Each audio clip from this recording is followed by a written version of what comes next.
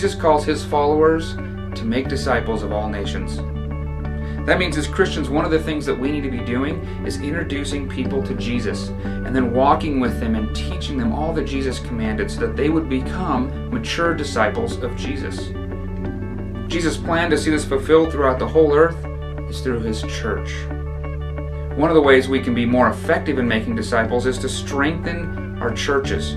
We need strong, healthy, vibrant churches where God's Word is being taught, where people's lives are being transformed. And then as people's lives are being transformed, as they're meeting Jesus, they can go out and tell others about Jesus, and they can walk and teach others to become mature disciples of Jesus Christ. Another way we can be more effective in making disciples is to plant more churches. Unfortunately, many of us don't really know what church planting is.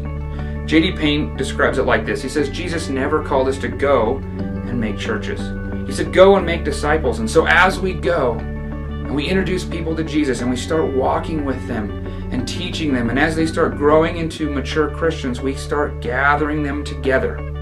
And together they can covenant to be the church, to be the Acts chapter 2, verse 42 picture of what the church is. And now we've planted a church. I don't mean to oversimplify it, but that's really it. Make disciples, gather them together into churches.